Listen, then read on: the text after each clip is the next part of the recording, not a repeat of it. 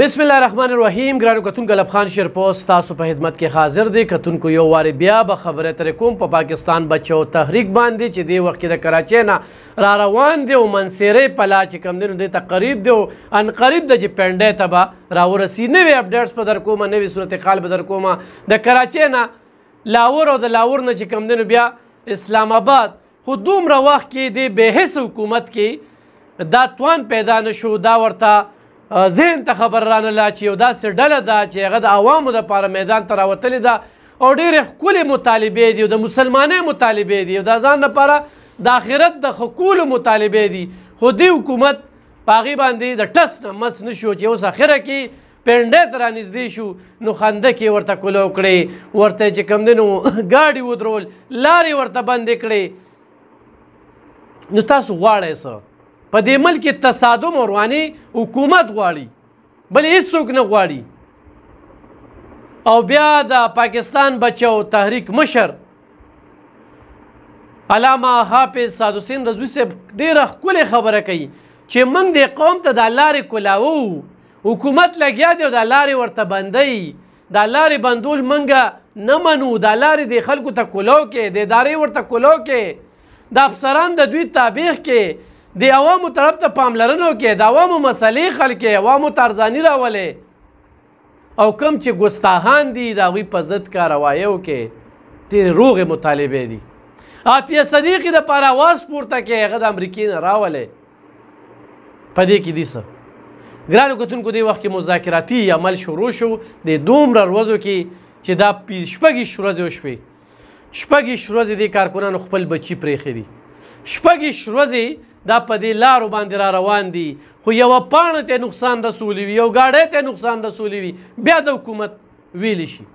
زه دې وخت کې ولې خبرې ترې کوم په پاکستان بچو مارچ باندې چې د عوامو دپاره واحده دا ډله ده چې په میدان کې ده، د ارزانۍ چغې وخي چې د قوم له ارزاني ورکړي. نن دا قام په خودکشو باندې مجبوره شوی دی، روزګارونه شته دی نه، وسایل شته دی نه، او کم خال چې کوم دی نو دې قام ته جوړ دی، د قام فکر نشته. نن د IMF چغې سوري دي، کم شرطونه چې ږدي ټیک ټاک شرطونه ورته ږدي، ځکه چې دا حکومت، دا حکمرانان د خپلو مفاداتو لپاره ځان له لارې پیدا کوي، خو عوام له لارې نه پیدا کوي. د ستا انکم 1 لک روپۍ دی، ما بار بار ویلي دي، او خرچه ته 15 لکه د کمې کې چې ته انښتې او په قرضونو باندې انښتې.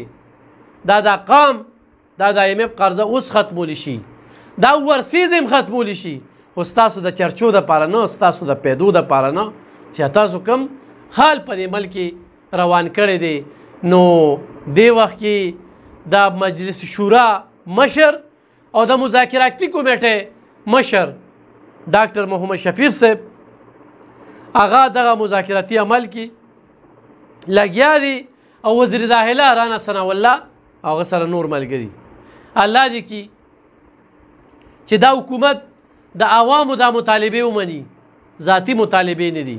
ګرانو کتونکو دې وخت کې په پاکستان کې اولنۍ ډله ده، خو د بدمرغۍ نه په سوشل میډیا او په ټي وي باندې کورج نه ورکړی کېږي.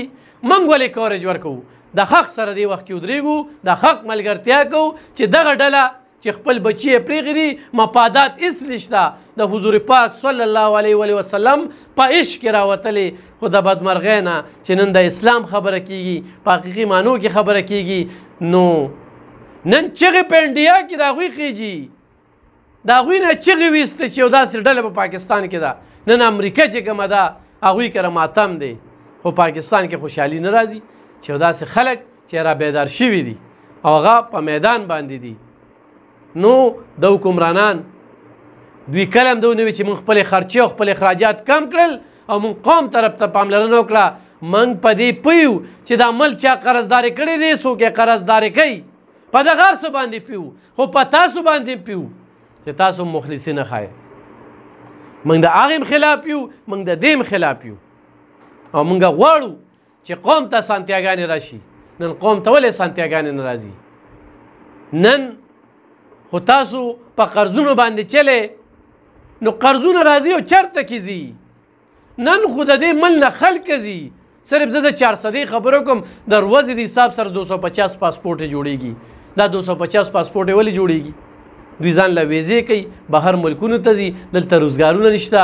نن د بجلی لوډ شیډنګ انتخا ته رسېدلی دی، نن د ګیس لوډ شیډنګ انتخا ته رسېدلی دی. په 400 کې ادم نشته او بویه شته، بجلی نشته او بیلونه شته. تپوس ته چا نه وکړو. قوم ته هم دا وایو چې ځان ویښ کې اجتماعي سوچو کې انفرادي سوچونو نه روزئ. نن خو په دې 400 کې MNA وي او MPA وي نو تپوس به هم ترې کوو. چا نه تپوس وکړو. داسې خلک، داسې نمونې چې هغوی د دې مل نه د کرکټ ټیم جوړ کړی دی او د کرکټ میچ دی چې نو بال به ورکې او بیا بار بار به موقع ورکې. خو زه PDM والا ته دا وایم چې تاسو دا کمې سختۍ کوئ، دا کم ظلم او بربریت او جبر کوئ او تاسو تحریک دا لارې بندول غواړئ، نو دا تاسو انتشار ته بلنه ورکوئ، نو انتشار ته بلنه مه ورکوئ. دا ډېر پرامن خلک دي، دا الله والا خلک دي او دا الله والا خلکه چاته نقصان نه ورکوي. نن امبولنس ته لارې کولو دي، نن مریضانو ته لارې کولو دي، نن دکانونه کولو دي، نن شټر ډاون نشته، نن ټرافیک کې خلل نشته. خو پیدا کوئ نو تاسو لارې او خندقې او کم صورت خالې را شروع کړي دي، نو د تحریک لارې تاسو بندولی نشئ او مې لارې بندوئ. دا ملک آلریډي په داسې ستونزو کې دی، نو نورې ستونزې تاسو مه پیدا کوئ.